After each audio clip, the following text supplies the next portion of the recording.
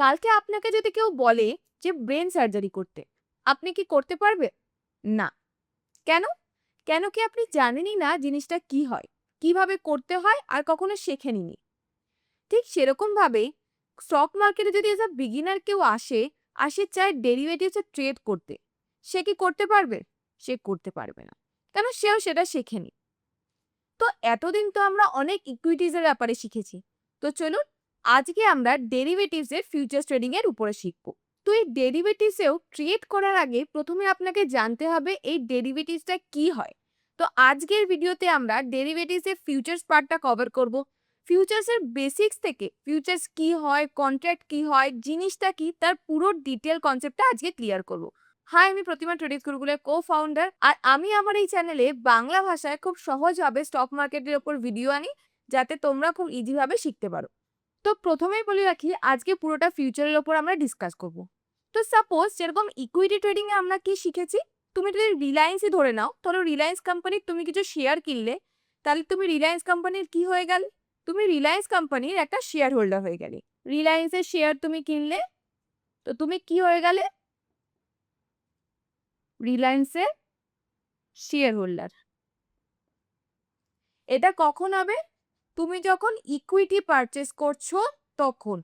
এবার যখন তুমি রিলায়েন্সের ফিউচার ট্রেড করছো, তখন কিন্তু তুমি ডিরেক্ট রিলায়েন্সের শেয়ার কিনছো না। ফিউচার্সের ক্ষেত্রে কি হয়, যখন তুমি ফিউচার ট্রেড করছো, তুমি এখানে কন্ট্রাক্ট বাই করো। এই কন্ট্রাক্টটা কি সেটা আমরা আগে গিয়ে বুঝবো। তো ফিউচারের ক্ষেত্রে আমরা কি করি? আমরা কন্ট্রাক্ট বাই করি বা সেল করি, শেয়ারস ডিরেক্টলি বাই হয় না। যখন আমরা ইকুইটিতে করি তখন আমরা ডিরেক্ট ওই কোম্পানির শেয়ার বাই করি, তাই জন্য আমরা শেয়ার হোল্ডার হয়ে যাই। কিন্তু যখন আমরা ফিউচার্সে ট্রেড করি তখন আমরা কন্ট্রাক্ট বাই বা সেল করি, এখানে আমরা ডিরেক্ট শেয়ারে কাজ করি না। এবার এই ফিউচার্সে কন্ট্রাক্টটা কি হয় চলো সেটা ডিটেলে বুঝি। তো চলো এই কন্ট্রাক্টটা আমরা একটা এক্সাম্পল নিয়ে খুব ভালোভাবে বুঝি। সাপোজ একটা বাড়ি আছে, এই বাড়ির ওনারটা এই বাড়িটাকে সেল করতে চায় আর বাড়ির ভ্যালু রেখেছে 10 লাখ। আর এখানে একটা ডিলার আছে, এই ডিলারটা জানতে পেরেছে, ডিলার বলতে আমি এখানে ধরো প্রপার্টি ডিলার বা এই টাইপের। তো এই ডিলার ইনি জানতে পেরেছেন যে এই এরিয়াতে মেট্রো হবে। তো মেট্রো হলে স্বাভাবিকভাবে এই বাড়ির দামটা বেড়ে সাপোজ ধরো এই বাড়ির দামটা বেড়ে হয়ে যাবে 15 লাখ যখন মেট্রো হবে। এই ডিলারটা সেটা জানতে পেরেছে। তো সে চাইছে এই ওনারকে জানানোর আগে 10 লাখে যদি কিনতে পারে। তো ইনি এই ডিলারকে গিয়ে কি বলছে, যে আমি আপনার বাড়িটা কিনতে চাই, আমি আপনাকে 1 লাখ টাকার টোকেন অ্যামাউন্ট দিয়ে দিচ্ছি। এবার এই যে আমি 1 লাখ টাকা আপনাকে টোকেন অ্যামাউন্ট দিয়ে দিলাম, তার মানে আমি বাড়িটা বুক করে নিলাম। এবার আগামী 3 মাসের মধ্যে আমি আপনাকে বাকি 9 লাখ টাকা দিয়ে এই বাড়িটা আপনার থেকে কিনে নেব। এবার এটা তো উনি বলে গেল, এবার ওনার কিভাবে ওনাকে ভরসা করবে? ইনি হলো ওনার, ইনি হলো ডিলার। তো উনি এটাও একটা শর্ত দিল যে 1 মাসের মধ্যে, তো এখন আমি আপনাকে 1 লাখ টাকা দিয়ে দিলাম, বাকি 3 মাসের মধ্যে আমি আপনাকে 9 লাখ টাকা দেব, তখন বাড়ির পেপারস আপনি আমাকে দিয়ে দেবেন। আর যদি আমি 3 মাসের মধ্যে আপনাকে 9 লাখ টাকা না দিতে পারি, তাহলে এই বাড়িটা আপনি অন্য কাউকে বিক্রি করে দিতে পারেন বা আপনার কাছে রাখতে পারেন, কিন্তু আমি যে 1 লাখ টাকা আপনাকে এখন দিলাম সেটা আমাকে আর ফেরত দিতে হবে না। তো এইখানে ডিলার দেখো কি করলো, ডিলার কত লাখ টাকা দিল? ডিলার 1 লাখ টাকা দিল ওনারকে, আর বললো 9 লাখ টাকা পরে দেবে। ওনার থেকে কমাসের টাইম নিয়েছিল, 3 মাসের মধ্যেও বাকি 9 লাখ টাকা দেবে। 2 মাস পর ধরো মার্কেটে খবর এসে গেল যে এখানে মেট্রো হচ্ছে, সেটা কনফার্ম। আর যেই মেট্রো হচ্ছে সেটা কনফার্ম হয়ে গেল, তখন বাড়ির লাখ দাম বেড়ে কত হয়েছে? 15 লাখ। তো এখন ডিলার কি করছে? ডিলার এখন আরেকটার কাস্টমারকে খুঁজছে যার অ্যাকচুয়ালি বাড়ির দরকার আছে। তো এইখানে এলো আমাদের একটা কাস্টমার। তো এনি হচ্ছে কে? এই কাস্টমার হচ্ছে, এই কাস্টমারের এই বাড়িটার দরকার আছে। তো ডিলার কাস্টমারকে কি বলছে, এই বাড়িটার দাম এখন 15 লাখ টাকা আছে, আমি তোমার থেকে 14 লাখ টাকা নেব, 14 লাখ টাকায় আমি তোমাকে এই বাড়িটা দিয়ে দেবো। কাস্টমারও খুশি যে আমার 1 লাখ টাকা কম হচ্ছে এখন যা মার্কেট ভ্যালু। তো কাস্টমার বললো ঠিক আছে। তখন ডিলার কাস্টমারের থেকে 14 লাখ টাকা নিল, 14 লাখ টাকা দিয়ে 3 মাসের মধ্যেই ওনারকে বাকি 9 লাখ টাকা দিয়ে দিল। তো তাহলে কি হলো, যখনই 9 লাখ টাকা দিয়ে দিল তখন ওনার বাড়ির পেপারসটা ডিলারের নামে করে দিল, ডিলার সেই বাড়িটাকে আবার কাস্টমারের নামে করে দিল। এখানে ভালো করে বোঝো জিনিসটা কি হচ্ছে। এখানে 1 লাখ টাকা ও আগে দিয়েছিল, পরে ও 9 লাখ টাকা কাস্টমারের থেকে নিয়ে ওকে দিল। তাহলে 10 লাখ টাকা ওনার পেয়ে গেল, কারণ 10 লাখ টাকার ওনারের কন্ট্রাক্ট অলরেডি সাইন হয়ে গেছিল যে 3 মাসের মধ্যে 10 লাখ টাকা দিয়ে দেবে, বাড়ি ওর হয়ে যাবে। তো এখানে ও 10 লাখ টাকায় কিনলো, 14 লাখ টাকায় বেচলো। এখানে ডিলারের প্রফিট কি হলো? ডিলারের প্রফিট হলো 4 লাখ রুপিস। আর এখানে ডিলারের ইনভেস্টমেন্ট কত ছিল? ডিলারের ইনভেস্টমেন্ট ছিল সেই শুরুর 1 লাখ টাকা, যেটা ও ওনারকে দিয়েছিল। এই 1 লাখ টাকা ছিল ওর ইনভেস্টমেন্ট। বুঝতে পারছো? এবার তাহলে ওর ইনভেস্টমেন্ট কত ছিল? ইনভেস্টমেন্ট ছিল 1 লাখ। এখানে তাহলে ডিলারের কত প্রফিট হলো? এখানে ডিলারের 400% প্রফিট হলো। যেখানে ইনভেস্টমেন্ট ছিল 1 লাখ, ওর প্রফিট হলো 400%। যদিও লস হতো, কত টাকা লস হতো? ও লস হলে হতো, সাপোজ ধরো ওই মেট্রোটা ক্যান্সেল হয়ে গেল, ওখানে দাম বাড়তো না, তখন ওর কত টাকা লস হতো? যদিও 9 লাখ টাকা টাইমে না দিতে পারতো, তাহলে ওর 1 লাখ টাকা লস হতো। কিন্তু ওর এখানে লাভ কত হলো? 4 লাখ। 4 লাখ মানে 400% ও এখানে লাভ করলো। তো বুঝতে পারলে এখানে ওনার, ডিলার এবং কাস্টমার এই তিনজনের মধ্যে একটা কন্ট্রাক্ট তৈরি হলো। আর এই কন্ট্রাক্ট প্রাইস কত ছিল? কন্ট্রাক্টের ইনভেস্টমেন্ট প্রাইস ছিল 1 লাখ। তো এইটাই হচ্ছে তার কন্ট্রাক্টের ইনভেস্টমেন্ট প্রাইস, আর এটা হচ্ছে তার কন্ট্রাক্ট, আর এটা হচ্ছে তার প্রফিট। বোঝা গেল? ঠিক সেরকম ভাবে ফিউচার্সের কন্ট্রাক্ট ঠিক এইভাবেই কাজ করে। তো এই জিনিসটা মুছে দিই, এই জিনিসটা মুছে দিয়ে তোমাদের আরেকটা জিনিস বোঝাই। এখানে যে ডিলার ছিল তার কন্ট্রাক্ট প্রাইস কত ছিল? কন্ট্রাক্ট প্রাইস ছিল 1 লাখ ইনভেস্টমেন্ট, আর বাকি 9 লাখ পরে দিতে হয়েছে। তো টোটাল তোর রিস্ক কত ছিল? ওর রিস্ক অ্যাকচুয়ালি ছিল 1 লাখ, যেটা তোর অ্যাকচুয়ালি ইনভেস্টমেন্ট ছিল। ঠিক সেরকম ভাবেই তাহলে এখানে দেখো ও 1 লাখ টাকা দিয়ে ও 10 লাখের মাল তুললো। ঠিক কন্ট্রাক্টেও ঠিক সেরকম হয়, যেখানে তুমি রিলায়েন্সের শেয়ারের পুরো টাকা না দিয়ে একটা পার্ট পেমেন্ট করে তুমি সেম জিনিসটা করতে পারো। এবার আরেকটা জিনিস বোঝো, এই যে ডিলার যিনি কন্ট্রাক্ট করলেন, এনার কন্ট্রাক্টের কিন্তু একটা এক্সপায়ারি ছিল, সেটা হচ্ছে 3 মাস। যদি উনি 3 মাসের মধ্যে টাকাটা না ফেরত দিতে পারতো, তাহলে ওই 1 লাখ টাকাটা ওনার জলে চলে যেত, আর ওই কন্ট্রাক্টটার কোনো ভ্যালু থাকতো না। ঠিক সেরকম ভাবে ফিউচার্সেও যে কন্ট্রাক্টগুলো তোমরা বাই বা সেল করো, সেটারও একটা টাইম আছে। প্রত্যেকটার মান্থলি এক্সপায়ারি হয়। এগুলোর ব্যাপারে ডিটেলে জানবো, তার আগে আমি ডিটেলে তোমাদেরকে একটু এক্সাম্পল বুঝিয়ে দিতে চাইছি যাতে তোমাদের রিলেটেবল মনে হয়। তো এখানে এই যে ডিলার কি করেছিল? ডিলার এখানে অ্যাকচুয়ালিতে প্রপার্টি কেনেনি, ডিলার ওখানে 1 লাখ টাকা দিয়ে প্রপার্টির কন্ট্রাক্ট কিনে নিয়েছিল। যদিও প্রপার্টি কিন্তু অ্যাকচুয়ালিতে কোনো এক্সপায়ারি হয় না। যদিও 10 লাখ টাকা দিয়ে প্রপার্টি, কিন্তু এখানে ওর 3 মাসের এক্সপায়ারি ডেট থাকতো না। যেহেতু ও ওখানে কন্ট্রাক্ট কিনেছিল 1 লাখ টাকা দিয়ে, সেই জন্য ওর কাছে 3 মাসের একটা এক্সপায়ারি ছিল। ঠিক সেরকম ভাবেই তুমি যখন স্টক মার্কেটে ফিউচার্স ট্রেড করছো, তুমি ওখানে ডিরেক্ট শেয়ার কিনছো না, তুমি ওখানে কন্ট্রাক্ট কিনছো। ঠিক যেরকম ভাবে ওই যে ডিলার ছিলেন, উনি 1 লাখ টাকা দিয়ে কন্ট্রাক্ট কিনেছিলেন, 1 লাখ টাকা দিয়ে উনি অ্যাকচুয়ালি 10 লাখের মাল তুলেছিলেন। ভেবে দেখো, ওই বাড়িটার দাম ছিল 10 লাখ, যেটা উনি কন্ট্রাক্ট হিসাবে 1 লাখে তুলে নিয়েছিলেন, যেটা এক্সপায়ারি ডেট ছিল 3 মাস। সেম ভাবে স্টক মার্কেটে যখন তুমি ফিউচার্স ট্রেড করছো, তুমি ডিরেক্ট শেয়ার কিনছো না, তুমি ওই ফিউচার্সের কন্ট্রাক্ট বাই করছো। তার জন্য সেখানে তোমাকে পুরো টাকাও দিতে হচ্ছে না। যেরকম ও 10 লাখের জায়গায় 1 লাখ দিয়েছিল, ঠিক সেরকম ভাবে তুমি 10 লাখের মাল 1.5 লাখ বা 2 লাখের কাছাকাছিতে তুলতে পারো। সাপোজ তুমি রিলায়েন্সের যদি শেয়ার কেনো, এই রিলায়েন্সের শেয়ার কিন্তু কখনো জিরো হবে না। Until and unless Reliance company bankrupt হয়ে যাচ্ছে, ওর কাছে কোনো টাকা নেই, ততক্ষণ পর্যন্ত এই শেয়ারটা জিরো হবে না।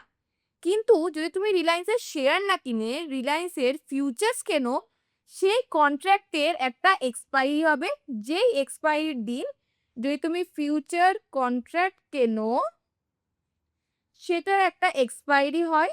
যেই এক্সপায়ারির দিন ওটার ভ্যালু 0 হয়ে যাচ্ছে। কেন কি তুমি এখানে কন্ট্রাক্ট কিনছো? ঠিক সেরকম ভাবে ডিলারটা 1,00,000 টাকা দিয়ে কন্ট্রাক্ট কিনেছিল। তুমিও এখানে ফিউচার্সের ডিরেক্ট শেয়ার না কিনে এখানে তুমি কন্ট্রাক্ট কিনছো, সেই জন্য এখানে এর একটা এক্সপায়ারি আছে। এবার এই এক্সপায়ারিটা কি সেটা আমরা পরে গিয়ে ডিসকাস করব। তার আগে তোমরা এটা জেনে নাও কন্ট্রাক্টের ফায়দা কি। সাপোজ তুমি যখন শেয়ার কিনছো বা তুমি যদি ওই প্রপারটা ডিরেক্ট কিনতে, তাহলে তোমার কত টাকা লাগতো? তোমার লাগতো 10,00,000 টাকা যদি তুমি ডিরেক্ট প্রপার্টি কিনতে। ঠিক সেরকম ভাবে তুমি যদি 10,00,000 টাকার শেয়ার কিনতে চাও রিলায়েন্সের, তাহলে তোমার কাছে মিনিমাম কত লাখ টাকা হতে হবে? তোমার কাছে পুরো 10,00,000 টাকাই হতে হবে যদি তুমি শেয়ার কিনতে চাও। কিন্তু যখন তুমি কন্ট্রাক্ট বাই করছো, তুমি 1.5 টু 2 লাখের মধ্যে যদি এত টাকা 1.5 থেকে 2 লাখ টাকাই তোমার কাছে থাকে, তাহলে তুমি 10 লাখের মাল তুলতে পারবে। তুমি 10 লাখের ফিউচার্সে মাল তুলতে পারবে যদি তোমার কাছে 1.5 থেকে 2 লাখ টাকা থাকে। এবার খুব ইম্পর্টেন্ট একটা জিনিস বলছি, যেটা খুব ভালোভাবে শোনো। আমি বলবো নোট ডাউন করে নাও এই ছোট ছোট জিনিসগুলো, যাতে তোমাদের বুঝতে সুবিধা হয়। কারণ এই ছোট ছোট জিনিসগুলোই খুব ইম্পর্টেন্ট। ধরো তুমি যদি বাড়িটা 10 লাখে কিনতে আর 14 লাখে বিক্রি করতে, তাহলে তোমার কত প্রফিট হতো? 40%। কিন্তু যেহেতু তুমি 1 লাখ তুমি কন্ট্রাক্ট প্রাইস দিয়েছো আর তোমার প্রফিট হয়েছিল 4 লাখ টাকা, এখানে তোমার অ্যাকচুয়াল প্রফিট কত হয়েছিল? তোমার বলতে আমি ডিলারের বোঝাচ্ছি। এখানে ডিলারের অ্যাকচুয়াল প্রফিট হয়েছিল 400%। তো তুমি যদি ডিরেক্ট বাড়িটা কিনতে, তোমার যেখানে 40% প্রফিট হতো, যেহেতু তুমি কন্ট্রাক্টে বাই করেছো, তোমার ডিরেক্ট 40 জায়গায় 400% প্রফিট হয়েছে। বোঝা যাচ্ছে? 1.5 লাখ বা 2 লাখ টাকা দিয়ে ধরো রিলায়েন্সে 10 লাখের মাল তুললে, ঠিক আছে, যেটা তুমি ফিউচার্স কন্ট্রাক্টর হিসেবে তোমার 10 লাখের মাল, ধরো 1.5 থেকে 2 লাখ টাকা তোমার লেগেছে 10 লাখের মাল তুলছে। এবার এই কনসেপ্টটাই বোঝো, যদি তুমি 10 লাখে শেয়ার কিনতে আর রিলায়েন্স 50% আপসাইডে মুভ দিয়েছে, তাহলে তোমার কত টাকা হতো? তুমি এখানে 15 লাখ টাকা দেখতে পারতে। আর যখন তুমি রিলায়েন্সের ডিরেক্ট শেয়ার কিনতে 10 লাখ টাকার, আর সেটা যখন রিলায়েন্স আপসাইডে 50% মুভ দিত, তোমার কত টাকা দেখাতো? তোমার দেখাতো যে 15 লাখ টাকা তোমার এখন রয়েছে আফটার প্রফিট। তোমার প্রফিট কত হতো? 50% প্রফিট হতো। কেন কি রিলায়েন্স 50% উপরে গেছে, তোমারও এখানে প্রফিট কত হতো? তোমারও হতো 50%। কিন্তু যেহেতু এখানে তোমার 10 লাখ টাকা লাগেনি, তোমার লেগেছে 2 লাখ টাকা, আর তোমার প্রফিট কত হবে? সেম 5 লাখ টাকা। কেন কি তুমি তো অ্যাকচুয়ালি সেই 10 লাখেরই মাল তুলেছো, তুমি তো 2 লাখের মাল তোলোনি। তুমি 2 লাখে 10 লাখ টাকার মাল তুলেছো, তাহলে এখানে তোমার কত প্রফিট হচ্ছে? হিসাব করে দেখো, 250%। বোঝা যাচ্ছে? যেখানে তুমি ক্যাশে যদি কিনতে, ইকুইটিতে যদি বাই করতে, যেখানে তোমার প্রফিট হতো 50%, তুমি যখন কন্ট্রাক্ট বাই করছো তোমার প্রফিট হচ্ছে 250%। সিমিলারিটিস বোঝা যাচ্ছে? তো ইকুইটিস অ্যান্ড ফিউচার্স এর মধ্যে ডিফারেন্স কি হয়, কিভাবে হচ্ছে, আই থিঙ্ক একটু হলেও তোমরা বুঝতে পারছো। তো ক্লিয়ার কিভাবে হচ্ছে? ঠিক যেরকম ভাবে ডিলার থ্রু কন্ট্রাক্ট 40%-এর জায়গায় 400% প্রফিট বানিয়েছিল, সেরকম ভাবে রিলায়েন্সে যদি তুমি 10 লাখের ইকুইটি কিনতে আর শেয়ারটা যদি আপসাইডে 40% যেত, তোমার সেই টাকাটা দাঁড়াতো 15 লাখ। তাহলে তোমার প্রফিট কত হতো? 15 লাখ মাইনাস 10 লাখ, সেটা হচ্ছে 5 লাখ, যেটা তোমার ক্যাপিটালের 50% হচ্ছে। এবার যখন তুমি 2 লাখে সস্তায় পাচ্ছ, 2 লাখে 10 লাখের মাল তুলতে পারছো, 2 লাখ টাকা তোমার এখানে লাগছে, 2 লাখে 10 লাখের মাল তুলতে পারছো, 2 লাখে তাহলে তোমার যখন 5 লাখ টাকা প্রফিট হচ্ছে, ক্যাপিটাল ইনভেস্টেড 2 লাখ, প্রফিট হচ্ছে 5 লাখ, তাহলে তোমার এখানে 250% প্রফিট হচ্ছে। তো এটা তো গেল তোমার প্রফিটের দিকে। সবসময় মাথায় রাখবে, যেরকম ভাবে এখানে আমরা প্রফিটের কথা বলছি, যখন লস হবে লসেও সেম হবে। যেখানে তোমার 2 লাখে যদি ইনভেস্টমেন্ট হতো আর লসও কিন্তু তোমার 2 লাখের হিসাবে তখন হবে না, তখন কিন্তু 10 লাখের হিসাবেই তোমার লস হবে। বুঝতে পারছো? তো যেরকম ভাবে তোমার এখানে প্রফিট পার্সেন্টেজ বাড়তে পারে, তুমি ঠিক দিকে যাও। যদি তুমি কিছু না জেনে ভুলভাল ট্রেড করো, প্রপার রিস্ক ম্যানেজমেন্ট না দিয়ে, এটা কিন্তু তোমার জন্য খুব বড় একটা ভুলও হয়ে যেতে পারে। তো এরপরে চলো আমরা নেক্সট টপিকে যাই। তো এরপরে আমরা যেটা শিখবো সেটা হচ্ছে মার্জিন এবং লেভারেজ। এই মার্জিন এবং লেভারেজ কি হয় এটাও খুব ইম্পর্টেন্ট টপিক ফিউচার্স ট্রেডিং এর জন্য। যদি এই ভিডিওটা এন্টারটেনমেন্ট হিসেবে দেখতে থাকো তো আমি বলবো যে ভিডিওটা দেখো না, এর থেকে সেভ করে রাখো। ভিডিওটা যখন টাইম পাবে সেইভাবে দেখো, কেন কি এইভাবে দেখলে ভিডিওটার কিছুই তুমি বুঝবে না। তো এখন আমরা কি দেখবো, এখন আমরা জানবো what is margin and what is leverage. তো মার্জিন অ্যান্ড লেভারেজ এই দুটোর ব্যাপারে আমরা জানবো। যেমন ওই বাড়িটা যখন আমরা কিনেছিলাম, বাড়িটা কিনতে গিয়ে ডিলারের কত টাকা অ্যাকচুয়াল লেগেছিল? ডিলারের নিজের ট্যাগ থেকে অ্যাকচুয়ালি 1,00,000 টাকাই লেগেছিল। এই যে ডিলার যে শুধু 1,00,000 টাকাই দিল নিজের টাকা থেকে, এটাই হলো ওর মার্জিন। তার মানে মার্জিন আমরা কোনটাকে বলবো? অ্যাকচুয়াল তুমি যে প্রাইসটা তোমার পকেট থেকে বার করছো সেইটা হচ্ছে তোমার মার্জিন। আর এর রিয়েল ভ্যালু কত? রিয়েল ভ্যালু হচ্ছে ওই বাড়িটার অ্যাকচুয়াল প্রাইস, যেটা ধরো ওনারটা নিজে ফার্স্টে ডিসাইড করেছিল যে আমি এই বাড়িটা 10 লাখে বেচবো।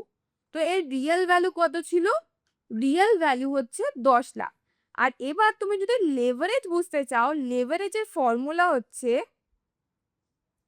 Leverage is equals to real value divided by margin. তো এখানে তুমি লেভারেজ কত পাচ্ছ? লেভারেজ 10 লাখ বাই 1 লাখ মানে 10x এর লেভারেজ তুমি পাচ্ছ। যেখানে তুমি 1 লাখ টাকা দিচ্ছ, মাল তুলতে পারছো 10 লাখ টাকার। তার মানে এখানে লেভারেজ হয়ে দাঁড়াচ্ছে 10x।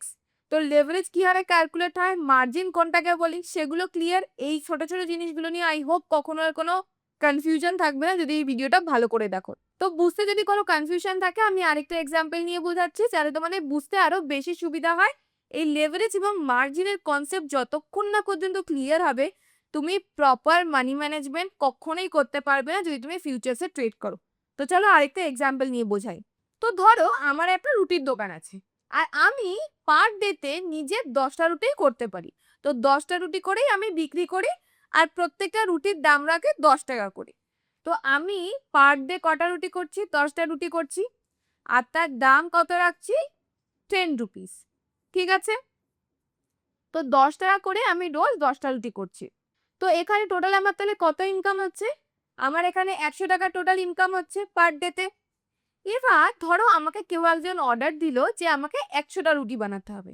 তো আমার বানানোর লিমিট তো 10টা, আমি তো 10টা রুটির থেকে বেশি নিজে বানাতে পারবো না। কিন্তু আমি 100টা রুটির অর্ডার নিয়ে নিলাম। এবার আমি কি করব, আমি আমার মতো আরো 9 জন লোককে খুঁজবো যাদের কাজের দরকার রয়েছে।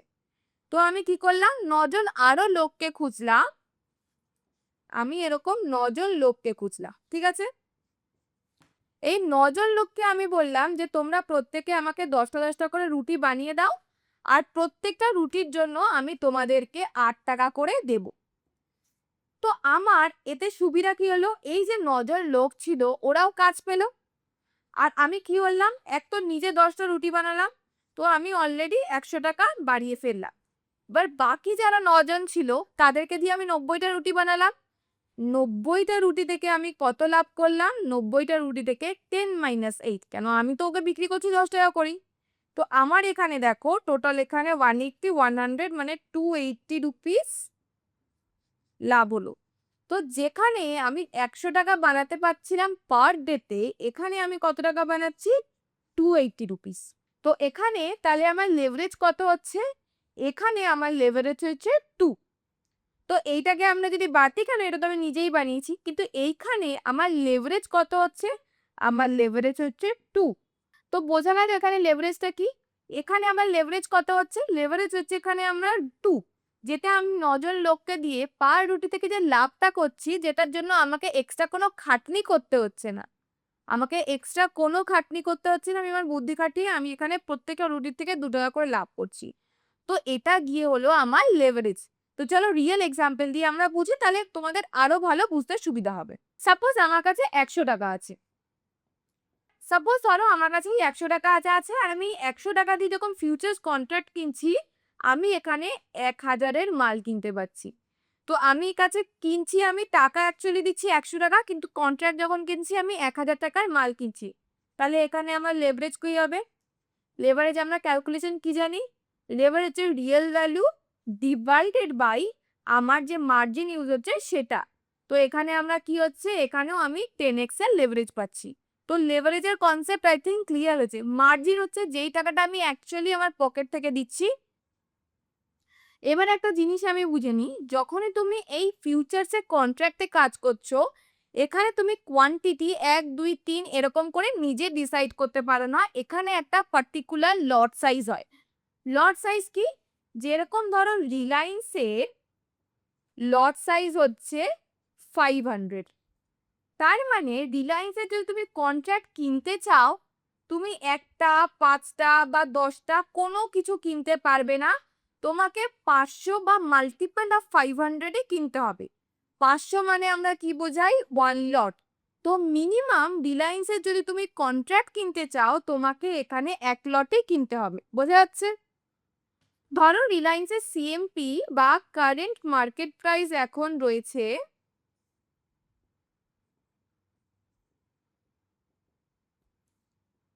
1450, আর 1 লট মানে 500 কোয়ান্টিটি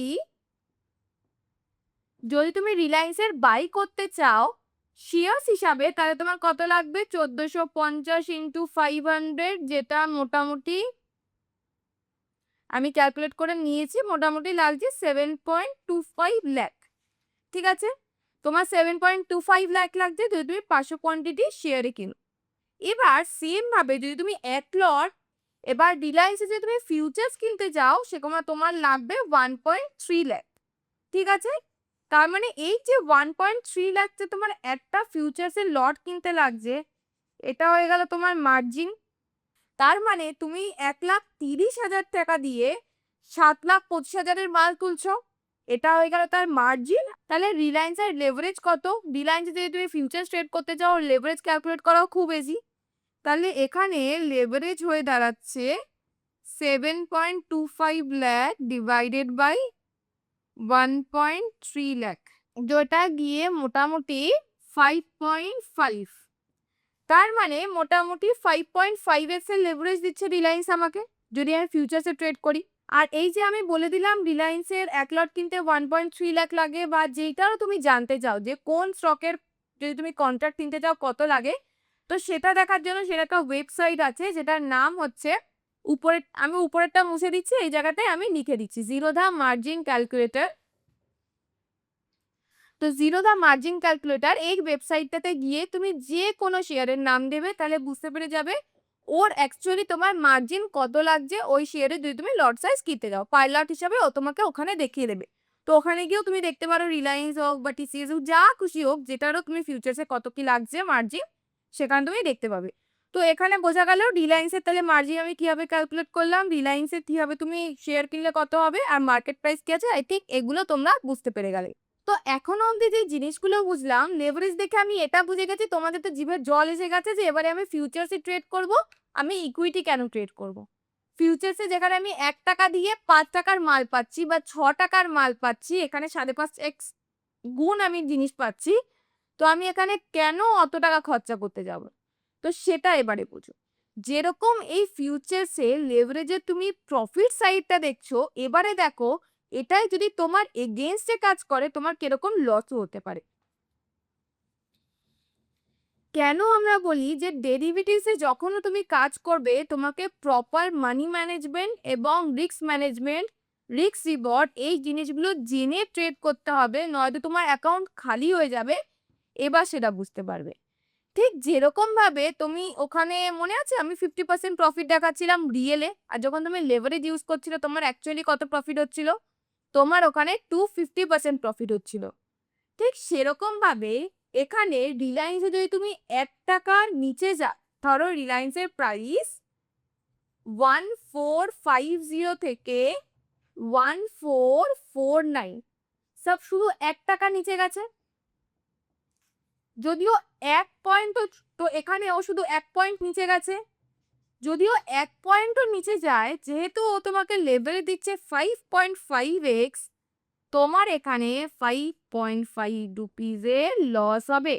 বোঝা যাচ্ছে? সেরকম ভাবে প্রফিট হলেও সেম। যদি ১ টাকা উপরে যায় বাই সাইডে ট্রেড থাকে তাহলে তোমার ১ টাকার জায়গায় তোমার এখানে 5.5 রুপিস প্রফিট হবে। কেন কি লেভারেজ ও এখানে 5.5x তোমাকে দিচ্ছে। আই থিংক লেভারেজ এন্ড মার্জিনের কনসেপ্ট তোমাদের এখন ক্লিয়ার হয়ে গেছে। এবারে আমরা বুঝবো এক্সপায়ারি, যেটা শুরুতেই আমি বলেছিলাম। যদি ওই ডিলারের কনসেপ্ট দিয়ে ভাবো, ডিলারের যেখানে ৩ মাসের এক্সপায়ারি ছিল, এবার ফিউচার্সের কন্ট্রাক্টের এক্সপায়ারি কি হয় সেটা আমরা তোমাদেরকে বোঝাবো। ফিউচার্সে আমাদের নর্মালি 1 মান্থের এক্সপায়ারি থাকে।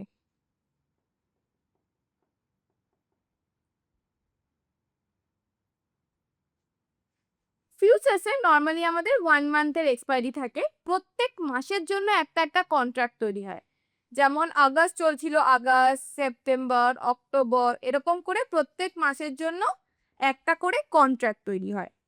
যে কোনো মাসেরই কন্ট্রাক্ট হোক, সেই কন্ট্রাক্টটা কবে এক্সপায়ার করে যাবে? সেই মাসের লাস্ট টিউসডে। এতদিন কি হতো? এতদিন হতো লাস্ট থার্সডেতে হতো। এই আগস্ট 28 এর পর থেকে যতগুলো এক্সপায়ারি আসবে সেগুলো আমাদের চেঞ্জ হয়ে গেছে লাস্ট টিউসডে। আগে থার্সডেতে হতো, এখন সেটা টিউসডেতে হয়ে গেছে। ওই যে কোনো মাসে সেই মাসের লাস্ট টিউসডে যখনই আসবে তোমাকে রোল ওভার করে নিতে হবে। রোল ওভার কি সেটাও তোমাদেরকে বলে দিচ্ছি। এক্সপায়ারি যে ওই দিন ওই কন্ট্রাক্টের প্রাইস 0 হয়ে যায়। তো এই জন্য তোমাকে ওই দিন ডে এন্ডের মধ্যে তোমাকে, ধরো আগস্টের তুমি এক্সপায়ারি যেদিন রয়েছে সেদিন যদি তোমার ওতে ট্রেড রয়েছে, ওই দিন ডে এন্ডের আগে ফার্স্ট হাফের মধ্যেই তোমাকে আগস্টের ওই ট্রেডটা ক্লোজ করে সেম ট্রেড মার্কেট প্রাইসে সেপ্টেম্বরের যে কন্ট্রাক্ট রয়েছে সেখানে তোমাকে বাই করে নিতে হবে, যদি তোমার ওতে কোনো ট্রেড চলছে। তো এক্সপায়ারি ডেটে মেক শিওর তোমাকে রোল ওভার করে নিতে হবে উইদিন ফার্স্ট হাফ। তাহলে আমরা এখনো অবধি কি ক্লিয়ার হয়ে গেছে? কন্ট্রাক্ট কি সেটা ক্লিয়ার হয়ে গেছে, মার্জিন ক্লিয়ার হয়ে গেছে, রিয়েল ভ্যালু ক্লিয়ার হয়ে গেছে, লেভারেজ কি সেটাও ক্লিয়ার হয়ে গেছে, এক্সপায়ারি কি সেটাও ক্লিয়ার হয়ে গেছে। তো এবার আমরা বুঝবো এই ফিউচার্সের কন্ট্রাক্টের বেনিফিটস কি আছে। এবারে আমরা বেনিফিটস ডিসকাস করব। আর এই বেনিফিট শুনতে সবাই ভালোবাসে যে এর বেনিফিট কি আছে, কি জন্য আমরা ফিউচার্স ট্রেড করব। এই ফিউচার্স ট্রেডিং এর ফার্স্ট যে বেনিফিট রয়েছে যেটার জন্য সবাই এতে আসে সেটা হচ্ছে লেভারেজ। ফার্স্ট বেনিফিট যেটা সেটা হচ্ছে লেভারেজ। আর এই লেভারেজ তখনই তোমার জন্য বেনিফিট হিসাবে হবে যতক্ষণ তুমি লেভারেজের জন্য তুমি proper money management, risk management and risk reward এই 3টে জিনিস জানো, তখনই লেভারেজ তোমার সাথে কাজ দেবে। যদি তুমি না জানো, লেভারেজ কিন্তু তোমার এগেনস্টেও কাজ করতে পারে। তো লেভারেজ যেটা আছে প্রপারলি তুমি যদি মানি ম্যানেজমেন্ট জানো তাহলেই তুমি ইউজ করবে, মানে তাহলেই তুমি ফিউচার্সে কন্ট্রাক্টে ট্রেড করবে। আর যদি তোমার মনে হয় যে তুমি জানো না, তাহলে আমি বলবো লেভারেজ সবসময় অ্যাভয়েড করতে, কারণ এর যেরকম ভালো সাইড রয়েছে সেরকমের খারাপ সাইডও রয়েছে।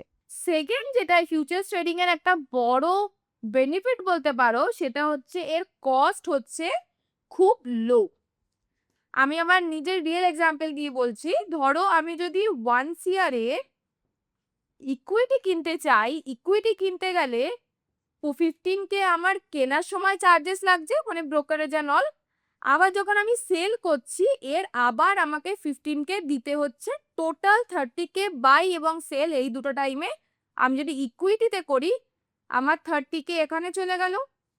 তো এখানে মোটামুটি 30K, তারপরে এসিটি, জিএসটি, সিডিএসএল চার্জেস এগুলো মিলিয়ে মোটামুটি তুমি 30,000ই ধরো, মোটামুটি 30,000 আমার চলে যাচ্ছে যদি আমি ইকুইটি করি। কিন্তু সেখানেই যদি আমি 1 ইয়ার এক্সপোজারে করতে চাই তোমার ফিউচার সেট ট্রেড, তোমার মোটামুটি 7K তে সবকিছু হয়ে যায়। তো এখানেও আমি 4x এর মোটামুটি 4x এর বেশি আমি বেনিফিটস পাচ্ছি। কস্ট আমার ফিউচার্সে অনেকটা কম হয়।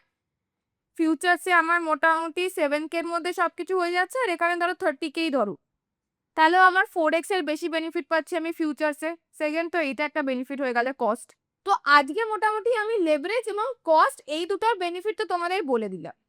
আর একটা এই ফিউচার ট্রেডিং এর খুব বড় বেনিফিট যেটা সেটা হচ্ছে প্লেজিং এর থ্রু। সেটা কি সেটা আমি আমার নেক্সট ভিডিওতে বলবো, কেন অলরেডি আজকে আমি অনেকগুলো টপিক কভার করে দিয়েছি। বেসিক্স থেকে যাতে একদম বেসিক তোমাদের ক্লিয়ার হয়ে যায়, যারা ফিউচার ট্রেডিং করতে চাইছো বা ডেরিভেটিভ ট্রেড করতে চাইছো, সেই বেসিক কনসেপ্টগুলো আমি আজকে ক্লিয়ার করে দিয়েছি। কিন্তু নেক্সট ভিডিওতে যদি তোমরা জানতে চাও যে প্লেজ করে কিভাবে সেই টাকা দিয়ে তোমরা প্রফিট বানাবে, অলরেডি তোমার একটা জায়গা ধর ট্রেড রয়েছে সেটাকে প্লেজ করে তুমি কিভাবে প্রফিট বানাতে পারো ইউজিং ফিউচার্স, সেটা দেখার হলে অবশ্যই নেক্সট ভিডিওটা দেখো। নেক্সট ভিডিওতে আমি ডিটেলে সেটা কভার করব। আর আজকের ভিডিওটা যেটা আমি বললাম সেটা কেমন লেগেছে অবশ্যই কমেন্ট সেকশনে জানিও। ছোট, ছোট টপিক অনেক কিছু আজকে ক্লিয়ার করেছি।